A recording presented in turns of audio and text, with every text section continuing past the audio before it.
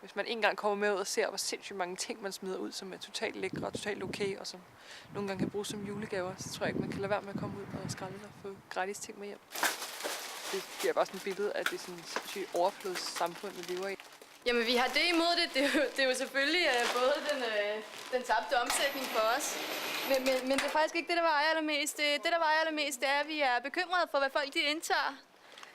Vi vil jo ikke have, at der er nogen, der skal blive syge på vores regning. Selvom det selvfølgelig er på eget ansvar, at man tager mad fra en container, så er det stadigvæk vores mad. Og vi vil bare ikke stå i en situation, hvor vi kan blive hængt op på noget som helst, fordi folk er blevet syge af det. Hvordan sørger du for, at maden er i orden? Altså, man skal altid tjekke måske datoer. Og så skal man sørge for at kigge det igennem, når man kommer hjem. Nogle gange, når man står på og skralder, så kan man få virkelig meget med hjem, som man tror er okay, fordi det er så dårlig belysning. Og så kommer man hjem, og så tit, når man kommer hjem, så smider man en tredjedel ud af det, man har fundet, eller sådan noget. Men ellers, altså, virkelig meget af det er godt, man lugter til det. Skal vi se, om der er noget godt brød?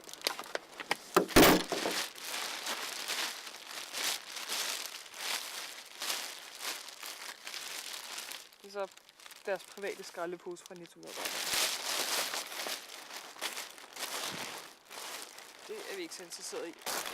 Men det er meget nice.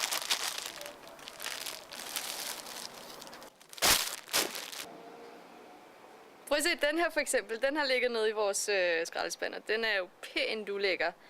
Og det er jo common knowledge, at hvis man har sådan en her liggende sammen med en masse andre madvarer, så bliver de smittet. Det vil sige, uanset hvad du har ved siden af, som egentlig ser frisk nok ud, så er det stadigvæk smittet med de bakterier, som den her besidder. Og det er meget usundt at spise. Det lækreste, jeg har skrællet nogensinde. Måske en gang vi skrællede sådan 30 bakker muffins, som var mega lækre. Så gav vi dem også til vores venskabskollektiv, for vi kunne ikke spise dem alle sammen. Containeren er så lige blevet tømt, men der ligger alt fra gamle fjernsyn til rådent kød.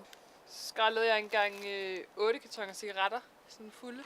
Det var også for rigtig mange penge. Jeg ved ikke, om det var det lækreste, men det var i hvert fald ret fedt. Så kan man bare give gratis smøger til alle.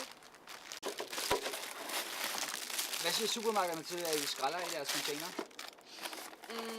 Jamen altså, man må ikke. Det er forbudt i virkeligheden.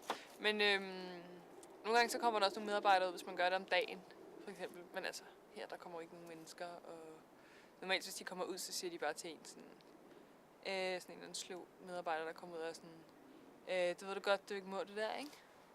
Så skrider man bare. Vi har sat pigtrådshegn hele vejen op over vores stakit her. Men som du kan se, er der et kæmpe hul heromme bag mig og ved siden af mig og hele vejen ned til hjørnet. Det er simpelthen folk, de kommer og klipper det over, og det udvider sig hele tiden, det her hul her, og det kan slet ikke betale sig for os at få det lavet mere, fordi det er med sikkerhed klippet over dagen efter, det bliver lavet. Vi pointerer rimelig kraftigt over for dem, at det er noget, der kan komme på deres straffeattest. Det er indbrud.